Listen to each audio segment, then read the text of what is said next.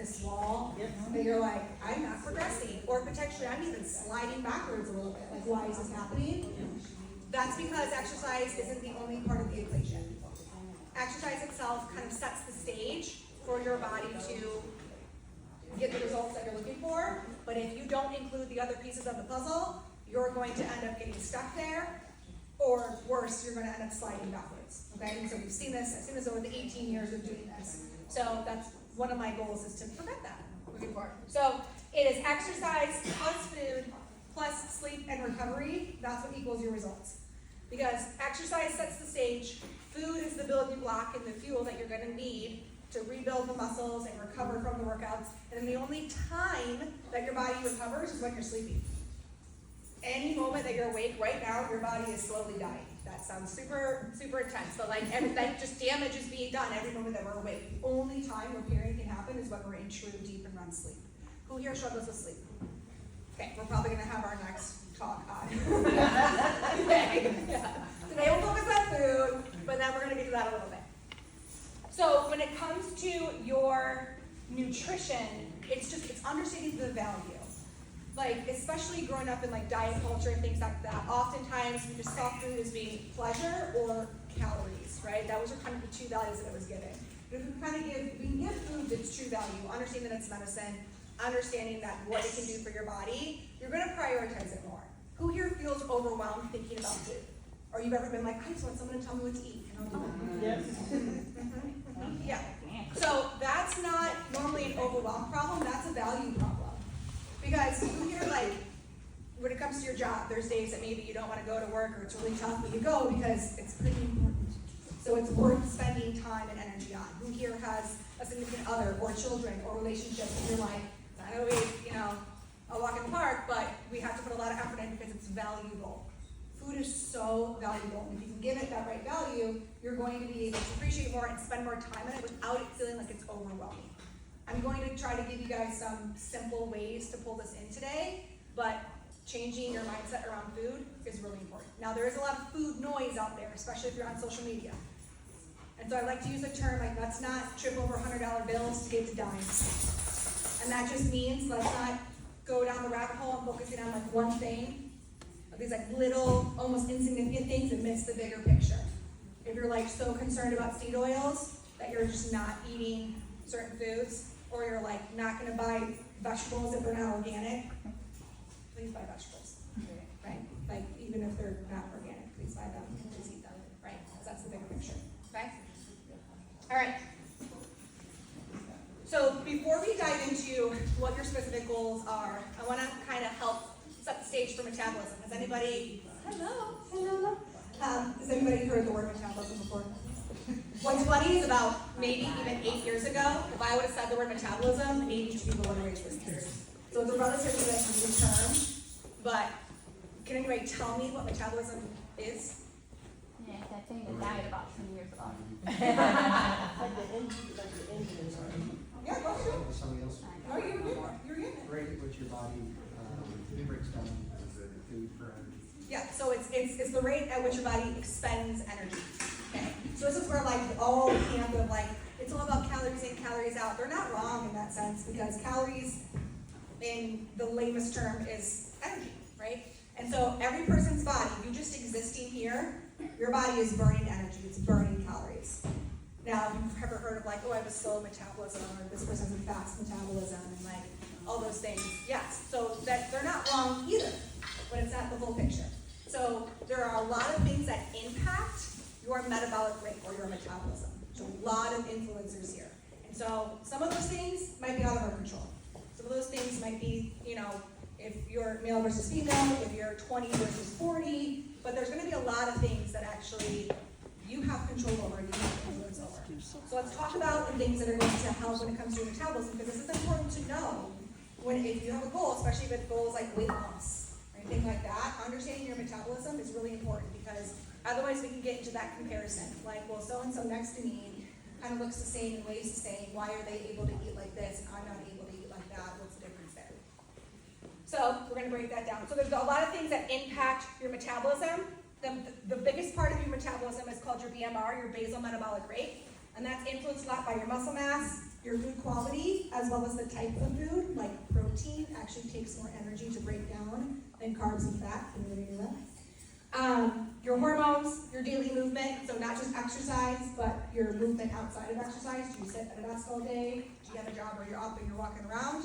So all of these, and then your gut health. How well are you breaking down your food and actually absorbing your nutrients? These are all things, there's a whole heck of a lot more, but these are the main ones we're gonna talk about today, okay? Questions so far? I talk really fast, so let me know if you want to. Okay, so this is the kind of comparison model. We have person A and we have person B. They weigh the exact same. Okay, this is why a cookie cutter approach, why you just going on and Googling how many calories should I eat to lose weight if I weigh this much, doesn't really work because there's so many other influences. So person A eats lower protein. They eat a lot of processed foods, so low in nutrient quality, right? Like less vitamins, less minerals. They sit most of the day at their job. They don't do any strength training. They get poor sleep, chronic stress, low muscle mass, higher body fat, poor gut health, hormone issues, and they have a history of dieting. Okay, these are all the potentials. Does anybody have anything on this list? You're like, oh, I got at least a couple. These are the things that influence your metabolism. Now, it's not like, oh, I can't do anything about this stuff. Most of this stuff, you can do something about. We have control over most of the stuff. We have influence over this. So this isn't like, well, that's just who I am. Now, person B, they eat more protein, okay? Which I just mentioned a little bit ago, that just eating more protein, you're already gonna burn more calories because it takes more energy to break down protein than it does carbs and fat. So even if you have two people who are eating the same amount of calories, and person A is getting twice as much protein as, person B is getting twice as much protein as person A, they're gonna end up losing more weight or being able to eat more because they're choosing protein as a bigger part of their diet, okay?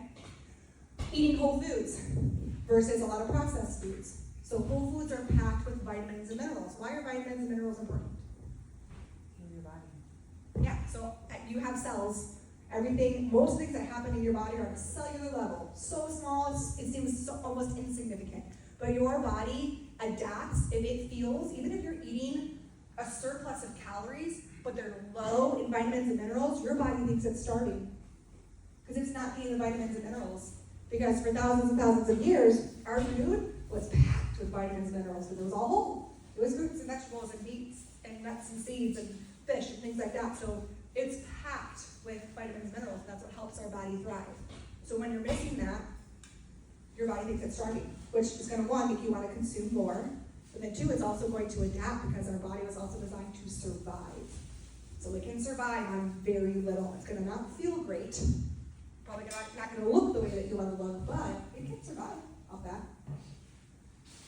So next is moving more. So that's that NEAT, that non-exercise movement throughout the day. If you're somebody who is stationary versus somebody who moves a lot in your daily life, that impacts things. Because again, even if you come and work out an hour every single day of the week, the person who moves throughout the day more, but maybe only exercises 2 or 3 times a week, their metabolism is going to be higher. Because your body is so intelligent. And so your body's like, well, she only moves for 1 hour. So I just got to burn the calories for that 1 hour. Versus the person who's moving all day long. They're like, hey, yeah, she's moving all day long. I better burn some more calories to help support that. Does that make sense?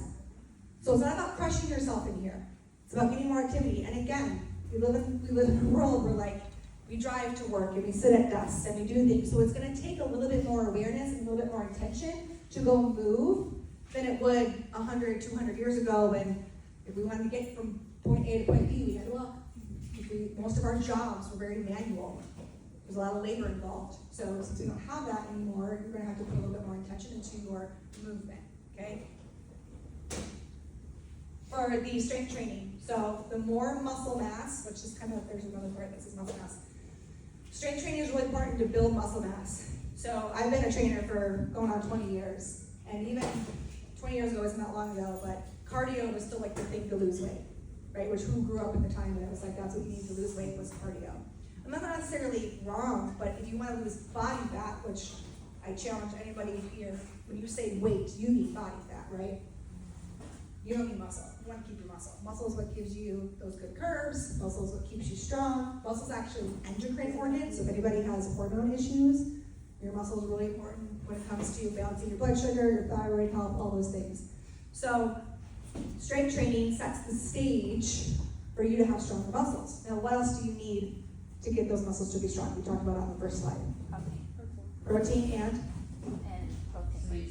sleep. Thank you. So strength training, super important, but let's not forget the other parts of the equation as well. The more muscle mass that you have, it's really expensive to keep. So the more energy you burn just at rest. This is also why men can lose weight a little bit easier than their female counterparts. It's because naturally they have a little bit more muscle mass on them. Sorry, item one more time. I'm not gonna call names. No, I'm gonna tell you what. So again, this is something, I love this change. I love seeing women lift weights. I love seeing men lift weights. I love everybody lifting weights because this is such an important piece of this puzzle that we're missing for so long. And it's going to make fat loss easier. This is also, as we're gonna kind of get into, if fat loss is a goal, we're gonna get into like what comes first, the chicken or the egg. Because if it's easier to lose fat with more lean muscle on your body, which thing do you think you should prioritize first when it comes to trying to accomplish your goals? Should you try to lose as much weight as fast as possible and then try to build some muscle? No. No, it should be the opposite, which not a lot of people want to do. Like, get the weight off now and then I'll worry about getting stronger. But I'm here to tell you it's a lot harder to do it that way. It's going to be harder to lose the weight and it's going to be harder to build the muscle in deficit. But if you can take some time and you can focus on building some muscle, it's going to be much easier to lose that body fat. Make sense? Yes. Awesome. Okay. History of dieting. This is one of the ones that is a little bit of like a soul crusher. So the body, again, is super intelligent. That's why the first time, does anybody here have a history of dieting? Odds are the first time you did a diet, you had probably the best results, right? And then every time you try it after that, it's like worked a little bit less and less. Because the body is so smart, it's smarter than you. You can't trick it, okay? It's made to adapt and survive. So that first time you should, if you're a diet or something extreme, that's also why the first time you were in here, which was for the first few months, especially if this was a new style of exercising, why you had some pretty good adaptation. You like saw some results because it was a shock to the system. Your body's like, what is she doing to me? I don't even know, right? And you're gonna have the best results. But then when you go to do it again, this is why the issue with things not being sustainable is it's not sustainable. You go back to your old ways, and then you try to do it again, you're not gonna get as better results because your body's like, you did that to me before. You starved me or crushed me in the gym, and I remember, and I'm not gonna fall for that anymore. So a whole lot of stuff, right? So the goal is not to try to trick the body or punish the body. The goal is to work with the body. Honor it, figure out how it works, and you're going to get your results, I promise you. All right. Next, so these are some ways, you want to take a picture of this, to support a healthy metabolism. So one, it is strength training. If you're going to prioritize any exercise, please prioritize strength training. Now that doesn't mean that's all movement that you do, please move throughout the day, but if you're going to prioritize anything, especially when it comes, it doesn't matter what your goal is, whether you're trying to be healthier, whether you're trying to improve your performance, get stronger and fitter, whether you're trying to lose some body fat, do some strength training. 3 to 4 times a week is a beautiful place to be, okay?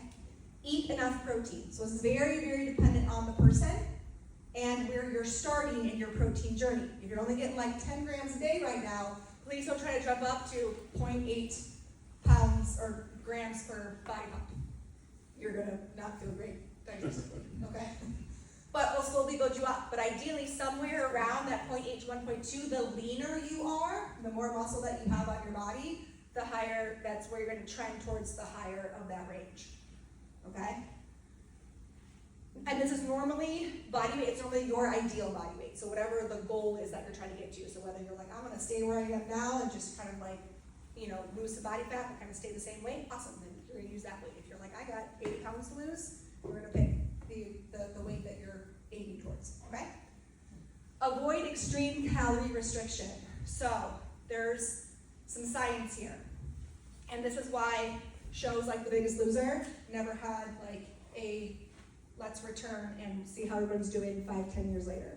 Because what these shows promoted, and what a lot of diets promote, is like losing weight as fast as possible. And when you lose weight as fast as possible, you're not just pulling from your body fat, you're going to pull from your muscle, you're going to pull from your bone, you're going to pull from a lot of other areas. The body can actually lose fat at about 1% of your body weight per week. That's the max. So if you weigh 200 pounds, the max weight loss that you would want to see on a week is about 2 pounds a week. Now some of you are like, that sucks. That's gonna take me so long. You want this to take time. It's not just important that it does, you want this to take time. One, because part of what we're doing is trying to build habits, and habits take time to do, right? But also you want to keep your muscle mass. We just talked about this. You want to keep your muscle mass. So the goal is to get you to eat as much as possible while losing the weight. Protecting your muscle is so important for so many reasons. So if we want to try to guarantee that what we're losing is coming from body fat alone and not pulling from your muscle, it's a really important thing to focus on. Now, I will caveat that by saying I have a lot of individuals who go from eating like highly processed foods and they have a lot of inflammation that they start with. And then when they start eating better, that they might see a 5, 10, 15 pound drop in the first couple of weeks. That's inflammation. And that's good, that needs to go away. We're looking for that to stop. If that's continuing to happen, I'm concerned as a nutritionist. I'm going to tell you to pull your calories out. What was that? How do you know if you have inflammation? We can definitely do some testing. So we can do your blood work, we can do a gut test, but honestly it's off of how you feel. And I can pretty much look at a food diary and be like, yep, there's a lot of inflammatory foods here. Odds are, if you deal with bloat, if you deal with gas, if you deal with any of that stuff, if you're not eliminating properly, there's a lot of, if you deal with pain, aches and pains, things like that, brain fog, those are all signs of inflammation. And if that weight, again, in the beginning, you start to go to like a nutrient-dense diet, and you're like, oh, I feel much better, and I lost 10 pounds in 2 weeks. It's like, yep, that was inflammation. So my memory loss is inflammation, not getting old. So this is actually that's a really important topic for me. Not that I'm saying that you have Alzheimer's, but brain, cognitive issues, mood issues. I see this all the time. That when we improve someone's gut health, and they can digest better, they have more nutrients coming in, those problems go away. Alzheimer's is known as type 3 diabetes. It's diabetes of the brain. So yeah. There's a lot going on when it comes to Oh, seriously? yeah. Mm-hmm. Just like PCOS is diabetes of the ovaries. Mm-hmm. Yeah, blood sugar thing. Yep. Yeah. So yeah, food is important. And I'm done. Okay. Mic drop. Increasing your daily movements. We talked about this. It doesn't have to be like I'm going from 2,000 steps to 10,000 steps. Please be realistic, about the job that you have and things that are going on. But also we live in Michigan, so it's probably gonna be a heck of a lot easier to get that movement in the next 6 months than it will be when we start getting into the winter months. So this is just an opportunity to kind of challenge you. You don't have to go out for a 2-hour walk every day to hit your 10,000 steps or do a bunch of jumping jacks before you go into bed. It's throughout the day. My recommendation is especially after you eat, especially if anybody here has gut issues, moving for 5-10 minutes after you eat, going for a walk after dinner, anything like that, so beneficial for your gut health, for your blood sugar regulation, and for your metabolism. Optimizing your sleep and stress management. So again, this is a whole topic by itself. This is likely a major issue. If you're the person who's like, I exercise and I do eat well, and she's talking about all this stuff, and I eat my protein and my vegetables and all these things, then odds are sleep and stress are your problem, and then we can have another conversation about that individually. But yes, if you're not sleeping well, good quality, good quantity, if you feel like you're in chronic stress, so how often do you feel peace and unhurried? How often do you feel just joy and you're able to be present in the moment without rattling off 25 things on your to-do list? Yeah. We are a society that is not okay being bored or being unhurried. We thrive, or we don't thrive on it, but we've been kind of trained to do more. You need to multitask, you need to do 75 things, instant gratification, instant results, means more work, we're more productive so we can do more things. That is not how your body is designed. And that's why we're seeing a lot of the issues that we're seeing, these chronic issues. It can come back to that as well. And then last but not least, gut and hormone health. This is a deeper dive. So my biggest thing as a functional nutritionist is pick up the $1,000 or the $100 bills instead of the dimes. Focus on the big things, focus on the foundational things. If you're doing those things and we're struggling, then testing it can be really helpful to figure out what kind of gut issues am I having. Am I having some hormone issues? Because those things are likely influencing some stuff. Okay? Is this boring? Or is people getting it? No, We good? Okay. All right, so there's normally 3 main goals when somebody joins a gym, right? Or health goals that they're kind of working towards. One is just overall improve the health, right? I just want to feel better. I just want to be healthier. I want to live long and prosper, right? And then there's losing body fat, so considers body composition. You want to change how you look. And then there's improved performance. So I kind of base these, it's like how I feel, how I look, how I perform, right? So who here is, they just want to improve their health? Just overall improve their health. Awesome. Who here is, I'm going to lose some body fat, so changing body composition. You can pick more than one. Awesome. Who here wants to get stronger, run faster, improve performance? There we go. There we go. I knew it. Okay. So did anybody raise their hand for more than one? Awesome. Okay. So this is a good thing, but also this is where some of the frustration can occur, because how you show up, how you eat, looks different to all 3 of those. And we're going to dive into that. This is sometimes where the frustration happens because we're like eating towards one goal, but then because we're not accomplishing the other goal, is not how we're eating, then we get frustrated. We think that we're failing. But you're not. We're just trying to get too many things at once. Okay? Okay. So, some nutrition, some differences for each. With health, if you just want your body to start to feel good, your body's not feeling well, and it wants to feel better, then health is your kind of number 1 priority. Your body craves maintenance. Maintenance calories. Means we shouldn't probably lose weight right now. We should be focused on getting in enough nutrients that your body can recover and heal and do the things that it needs to do to thrive. If you're wanting to lose fat, there's a really good chance we need to put you into a deficit, a caloric deficit, okay? So that might challenge your health goals a little bit. At a certain point, there's gonna be a trade-off. What matters more to me right now in this moment? Is it that I'm not in pain and I'm not inflamed and I have really good energy? Or is it that I'm dropping pounds on the scale? So I can't answer that question. And then performance. This means if muscles are getting stronger, if we're trying to get faster, if we're trying to exert more and improve our performance, we might need to get into a surplus. That means you're getting more calories than what? And this is where if anybody knows any bodybuilders or bodybuilders before, they normally go through a phase where they're in a surplus because they call it bulking. Anybody heard bulking? Yeah, bulking season. They're putting on muscle. And they're probably going to gain some fat too because they're in a caloric surplus. And then, by about 3 months before the show, they start to pull themselves into a deficit. So they're protecting that muscle that they just spent the last 6 to 9 months building. And then now they're pulling down their calories so they can lose some of that body fat but keep that muscle high. This is also why I asked, if we have the goal of gaining lean muscle, that's the thing to do first, and then be able to come down into a deficit if you want the fat loss to be easier. Does that make sense? So notice that all of them, we need protein, we need a healthy amount of protein, we need carbs to support our energy. Fat's going to be really important when it comes to hormone health and that long sustainable energy. But what the big difference is going to be that caloric intake. And again, that's very individual depending on the person.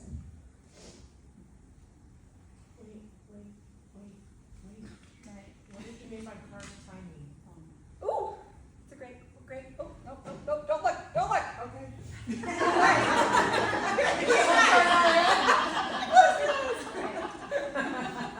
Cheating. Okay. Hard timing. This is really important. So, it means utilizing your carbs around your workouts. Again, this is a smaller thing, right? But this is one of those things that can be helpful. Carbs are fast fuel. Carbs are also really important for muscle repair because your muscles store glycogen, which is a stored form of glucose or blood sugar or sugar. So if you can prioritize your carbs around your workouts, you're going to utilize it best, and you're going to prevent it from being stored as fat. So carbs, your body.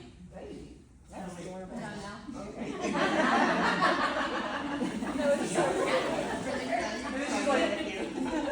Yeah, I know, good. Yeah. So carbs are a fast form of fuel. Your body wants to get them out of your blood as fast as possible and have them go do a job. So if you eat carbs before the workout, it's going to help support your workout. So how long before? I think I can wait. I mean, and you can have a meal before, Or if you're having a full meal, please don't eat it like right before you come work out, because it's probably gonna save your stomach. But anywhere between that, like, that couple hours, and then, or if it's been a while, doing what I call a mini meal or a snack, where you have like a quick carb, like a fruit, or something like that, with like a protein shake, that would be helpful to do before a workout. Like within an Because, hour kind of thing?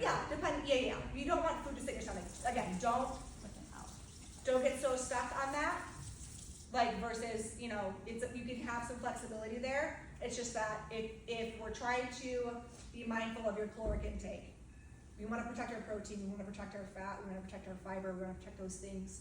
Carbs are the things we can play with the most. They're gonna be really utilized and helpful around your workouts. They're not super utilized anywhere else. Now, they're important. Carbs have gotten a bad rap the last few years. Carbs are important, especially for like hormone health and brain function and things like, carbs are great. But when it comes to kind of like picking and choosing, especially when you get into a caloric deficit, you might be playing around with those a little bit. So at least if we want to kind of get our biggest bang for the buck, having them surround your workout is really helpful, because they're going to do their job the best. Make sense? Did I answer your question? Awesome. Thank you. Now can we look?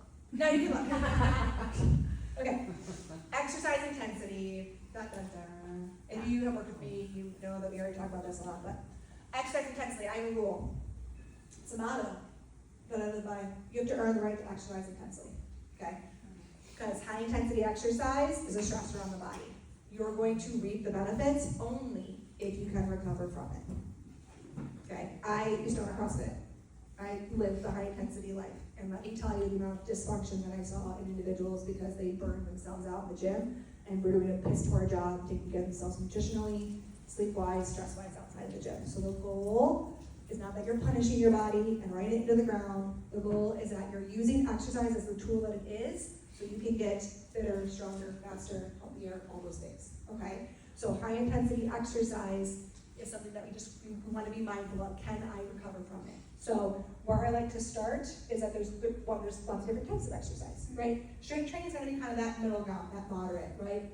It can be challenging, especially when you get to those maximum weights or we're doing a lot of reps. It can get really challenging, but it's primarily going to be challenging on your muscles. Maybe a little bit the nervous system, but primarily the muscles, right? That's also why we put rest in between your sets, so those little smiley faces. I like to put on the board that not everybody listens to. All right? You know who you are.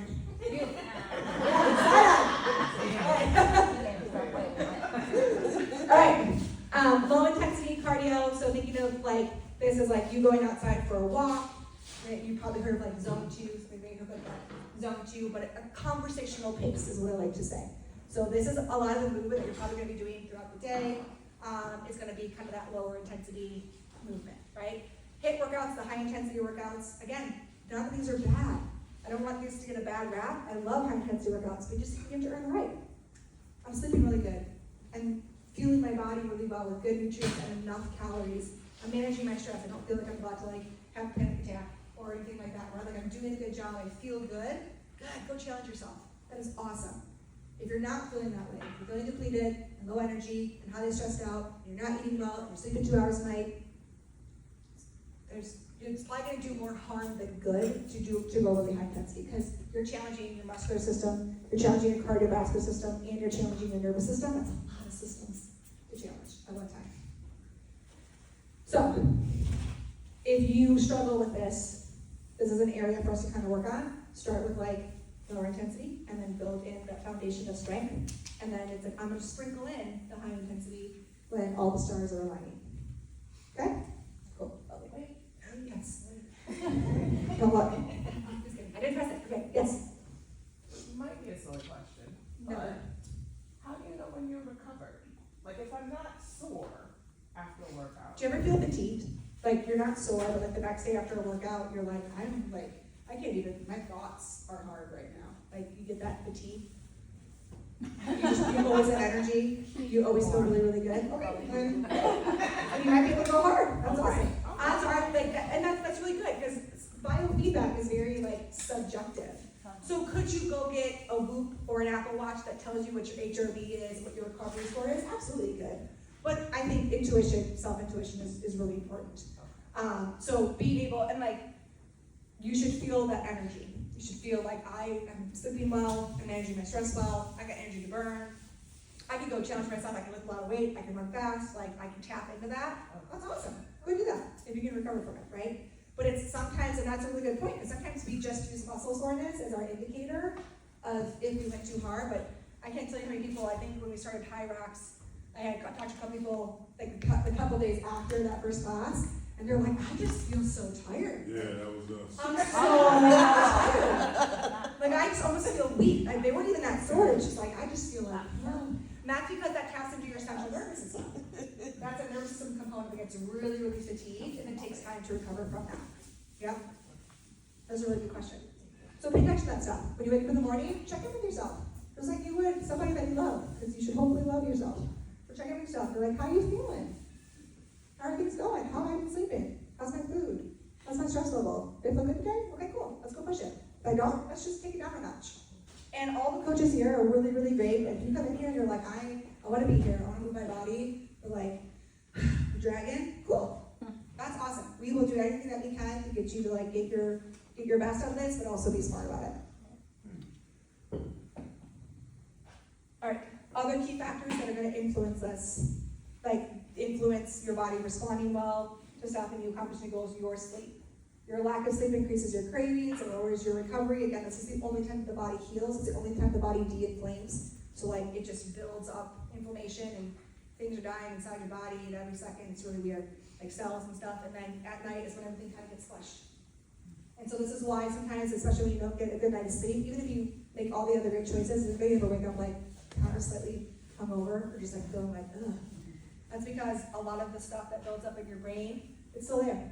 Because your body wasn't able to actually like get it out. Anybody heard of your lymphatic system?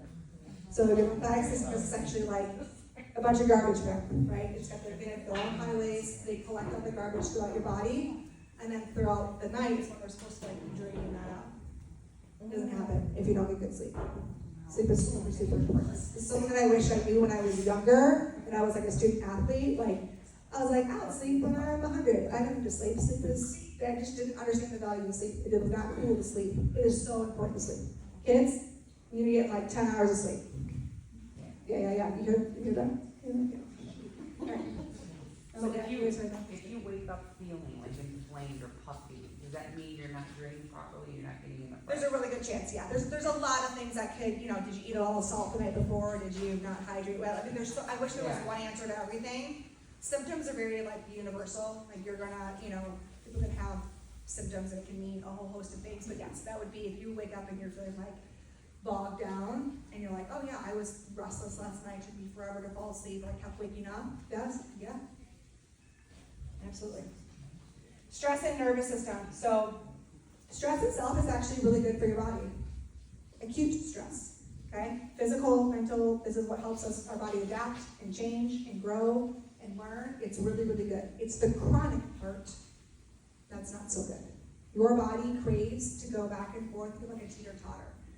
We have these two pathways in our nervous system. One's called your sympathetic, known as your fight or flight. Anybody heard that? Awesome. Really great to kick into when you're in an emergency or when you're in here.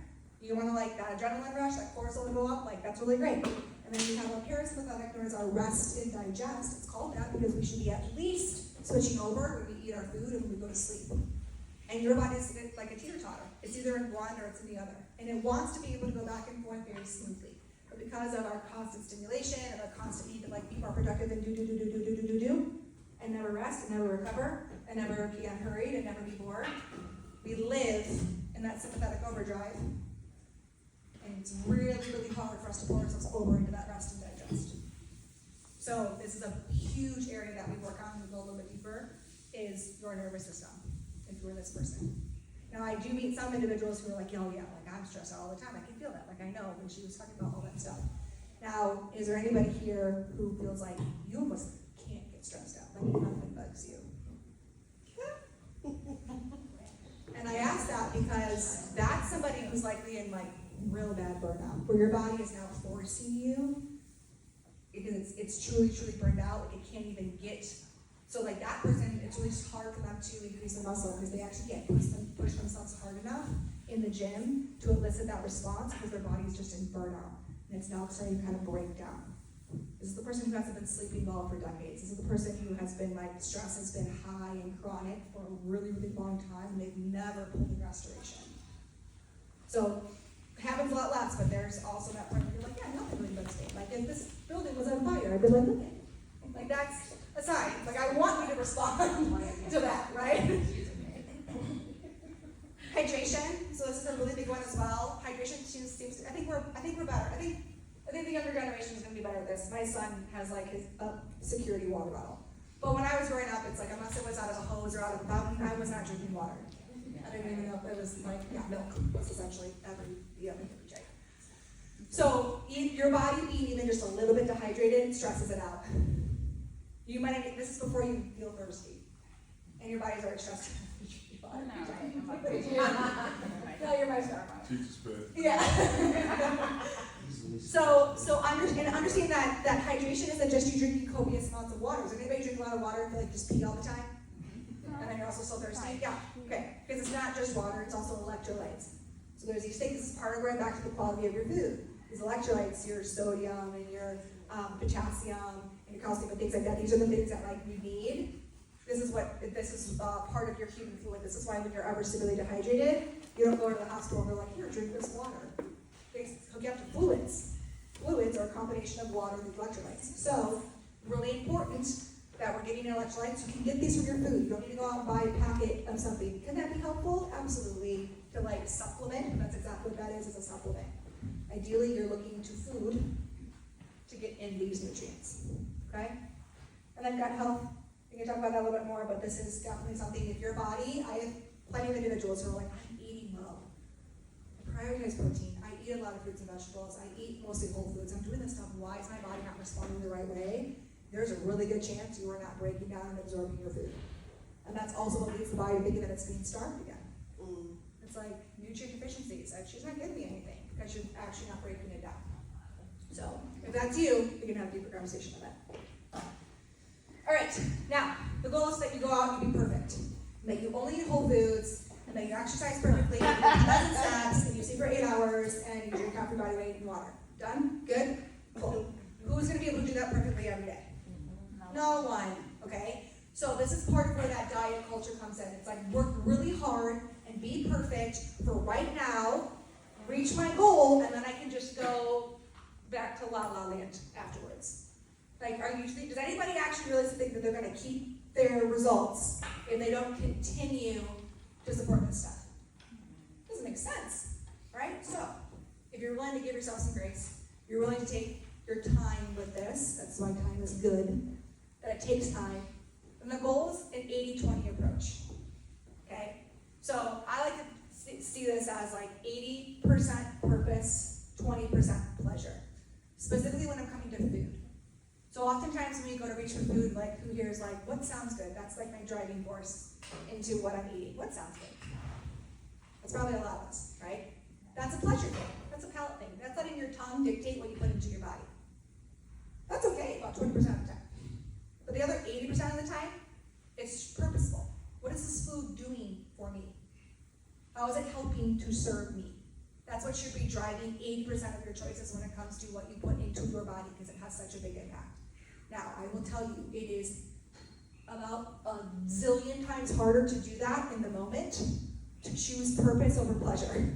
If you leave it up to in the moment, you're already hungry, and it's lunchtime, you open the fridge, and you're like, what should I eat? Your brain is going to probably win, and pleasure is probably going to be what you choose, right? So this is where planning, super important, super, super helpful, because your body will 9 times out of 10 choose pleasure in the moment, but if you plan ahead of time and you're like, what should I eat tomorrow? It's going to help serve my body. You're going to be able to better think about that when it's done ahead of time. Now, notice that I say plan and pivot, because who here does plan, but then things don't go according to plan all the time? Everybody raise their hands. So sometimes that leaves you to feeling like, well, I can't plan because I set a plan and then I wasn't perfect at it, so I should just live in chaos all the time. And let's just see how that goes. Right? Yeah, not gonna work. YOLO. So no, the goal is to plan because a plan saves capacity. It allows you to like be purposeful create intention. It does, because you're gonna think about it either way, whether you think about it in the moment, or you think about it ahead of time, it's still probably the same amount of time and energy, but you're gonna be able to make much better choices if you plan ahead of time, all right? But then you need to leave room to pivot, because not everything's gonna go according to plan. There are things that are within your control, but then there are a whole host of things that are out of your control. As someone was sick yesterday, half my plans went out the window because I had to go pick them up from school an hour after I dropped them off. So we were 104 for an hour. Yeah, and guess what? Things had to adjust, but I made room to pivot. I'm not like, oh, guess my plan goes out the window, I'm just not showing up for myself today because my son's home. I'm like, no, okay, I can pivot. There's gonna be some things I can still do, there's gonna be things that I have to change a little bit. Again, a lot easier to do if you're not constantly living in chaos. If you're constantly making in-the-moment decisions, that's exhausting.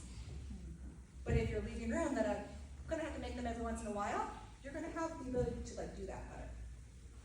Agree? Disagree? Prove me wrong. I'll challenge you on that, gently. Preach! And then again, this is also a long-term approach. This is not a diet, this is not until you accomplish your goals, this is forever. So again, it is worth you, one, being okay that you're gonna suck at it at first. Be okay. They're gonna suck. Anything that you try new, odds are most of the things that you try new, you suck at. And then it took time to be able to get better at them, right?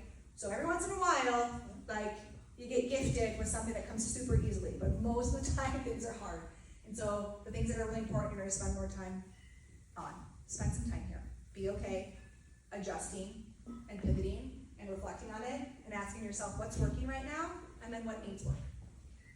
If you can reflect back on your choices and on how you're doing things with not judgment and shame and guilt, but with this like curiosity, like how can this is going really well, awesome. This needs a little bit of work. Let's try to address that for this week.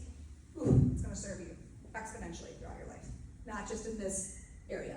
Sandy, can I add something really quick? Because Yes. I feel like that, like giving yourself grace idea is important. Yes. So, if you, like, my son just turned 16 last year. Mhm. And I found the planning so difficult for so many years because I didn't have brain space for it. Yeah. Like, there was just too much else to think about. And if you have kids and you're in that point where it's just like constant survival mode. Once he drove, and that like changed my life. It changed my brain because I didn't have to worry about getting him anywhere, picking him up from anywhere, what his plans were. It's like, so like, if it's not great yet, it can get there. Yeah. Like, you just have to give yourself the time and the grace to keep practicing. And Yeah, and that it took me a really long time to realize, oh, it wasn't my failure, it's just life. It's, And we're gonna have different seasons. Different Sometimes those seasons, seasons yes. last years, sometimes they Yeah. last months or weeks. Now, where I think we can do a better job at is saying, well, I'm gonna have to wait until my kid drives to focus on. Oh, right, yeah. Yeah, I know that you would say that. Like, but like, that's You're having those feelings, Yeah. like, why did this not go well for me? It's like, because, Right. you know, you're in it, Yeah. and when your kids are I mean, younger. yeah, how many people were told whoever has kids, were told like, you'll sleep with their, like, once they're out of the house. Like, just say goodbye to sleeping, you're not gonna sleep again. And it's like, that's so defeating. It is, yeah. And it's like, that's actually not true. It's just like, don't ever give up on it. Yeah, It'll get exactly, better, yes. and sometimes it's easier than others. Yes, So yeah. just- And I do think that sometimes the working on, there's not one way to do it, right? So also knowing that like what works for someone might not work for you. Someone's able to plan their whole week out because they have a really structured schedule. Great, that works for them. If you work shift work or you've got, a lot more variance, I have a job, it's different from week to week based on like what my hours are, how many calls I have, what clients, if I have 20 clients that week or 30, like it just depends. So I have to be willing to adjust, and my weeks aren't gonna look the same, so I kind of plan a couple days at a time. I'm taking, and again, 10 minutes, but that 10 minutes done ahead of time is way less stressful on my body than like those 2 to 3 minutes, or just like living in chaos the whole next day, because there is no plan, right? All right. So, does anybody struggle with any of the stuff that we went over today? No, perfect, okay. Great, all right, so there's a couple places where you could be struggling. One, you might not know where to start. Like, what do I focus on first? I have weight loss goal, but I also have a health goal, but I also wanna gain muscle, and I wanna do all the things, and what do I need to do? If you're the person that's overwhelmed, I call it food noise, but essentially we just live in a 20 years ago, we didn't have enough information out there, now it's just like, it's shoved down their throat. And this is where it can get really easy to kind of focus on these things, and it's like, the amount of people that are like, what collagen should I take? And I'm like, are you eating protein? I'm like, no, I eat peanut butter sometimes. I'm like, okay. We don't care about your supplements, we can talk about you're getting some protein. It's like, but again, it can be so easy because it's like, everything's marketed as like, this is gonna save your life. This is the one thing that you need to just solve all your problems. And it's like, that's not how our body was designed. It's not how it works. So if that's overwhelming over food noise, and you're like, just what should I focus on? What's true? I've got something for you. And then difficulty with the planning and the pivoting. So like you said, like figuring out what stage of life I'm in right now, and how do I plan and pivot according to what's going on in my life, because it might not be the same as the person next to me. Oftentimes, again, I work with primarily women, but it's even their schedule and their demands are different than their counterparts, and they're like, they don't have to deal and think about the same things that I do, and like the amount of stuff. So it's like, okay, then we've got to operate a little bit differently. And that's okay. Let's figure out what works for you, right? And then again, if you're having some deeper issues, we've got gut issues, we've got hormone issues, your nervous system's dysregulated, for the people who are like, oh yeah, I can't like be bored or find peace or like any of that stuff. Yeah. You're like, peace? What is that? What does that mean?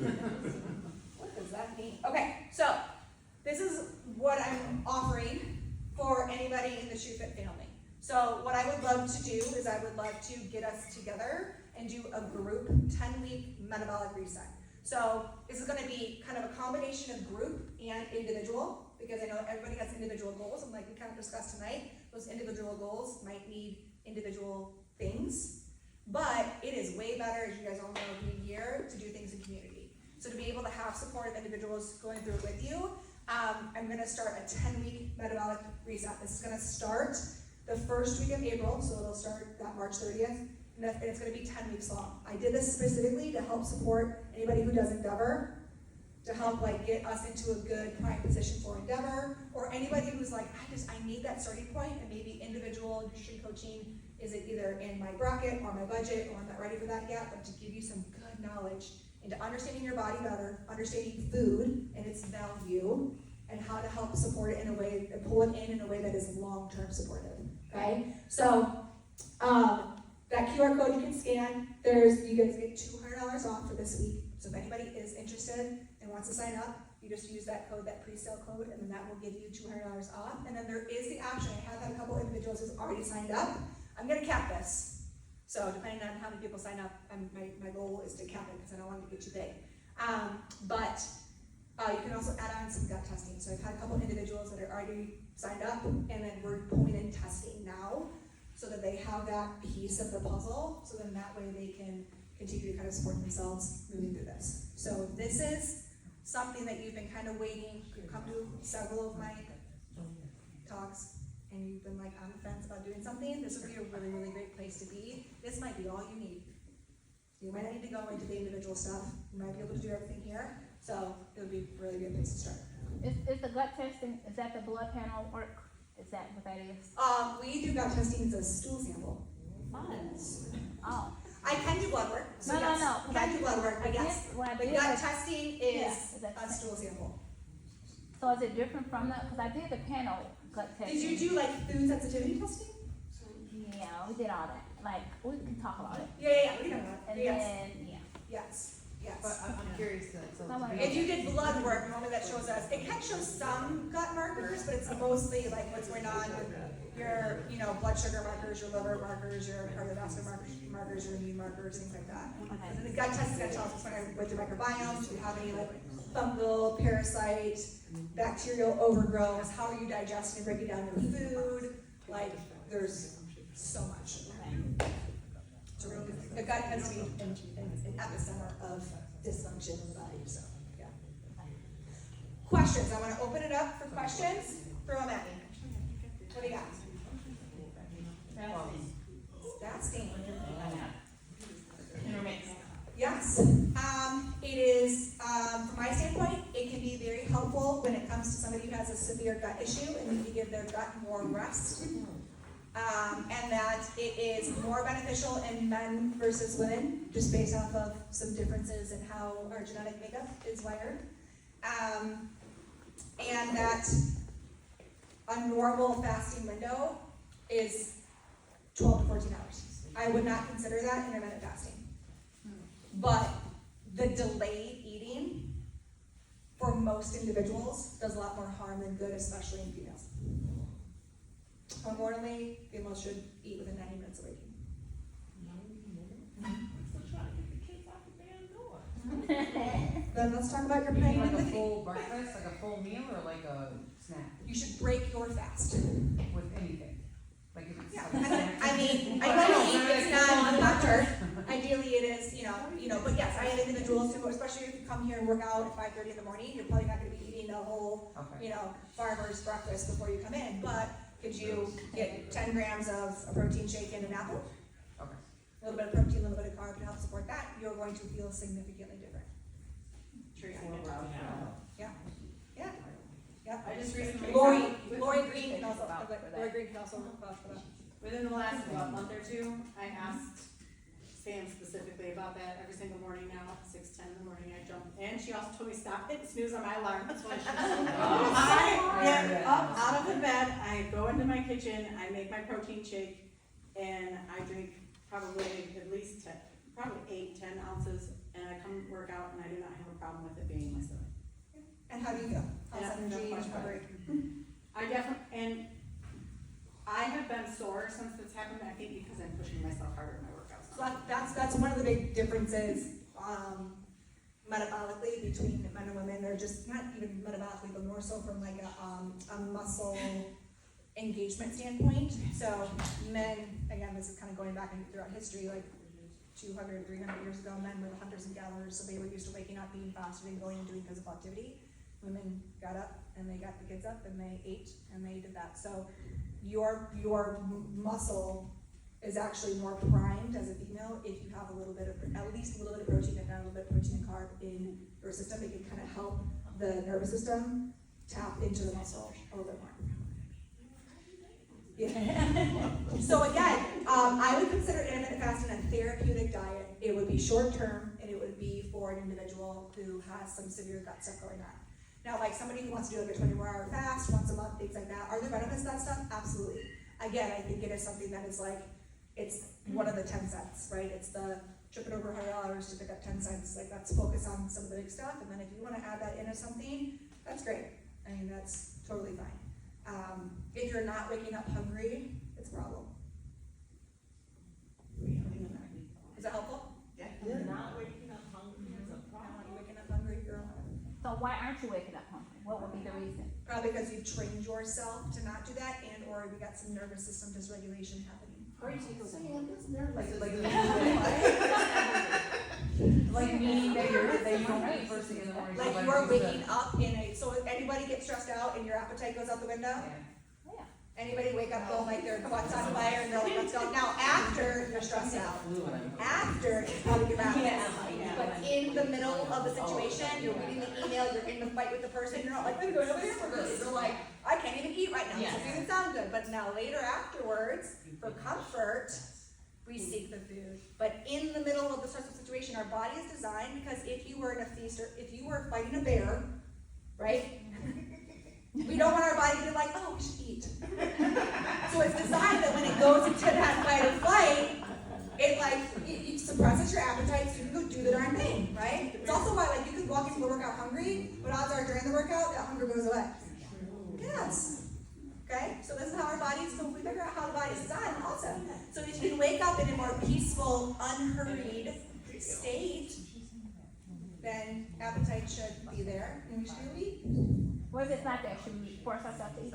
No, I would start with something like, I had a lot of clients start with like bone broth or something, like they're sipping on something, like 10 grams would be a really great break. I work a lot where He rolled his eyes. Did you see that? what, no. What? I can side eye you, but you can't side eye me. I'm gonna tell you why. Because we were in the store the other day, and I said, It's 'cause I'm "Oh, bone. there's that bone broth that Cindy said is good for us." Nope. Do we have any at home? Nope. You could also do like a half a protein He was shake. ready to tell us. You can something small, and then, I can start my own in the morning. yeah, I like to sip out a half cup of bone broth or something like that. Or you could do like a half a protein shake or something if you're not super hungry. to start with something that's like, that's gonna give you a little bit of protein, 10 grams. I promise you, I have yet to meet a person that after a couple of weeks, they're like, I'm now waking up hungry and I can eat more. You say at least 10 grams of protein? Yeah. I'm gonna get, come on, Ross. I can do that. So I work with a lot of fertility issues, a lot of hormone dysfunction, and it's a very common thing to see that they're not eating until like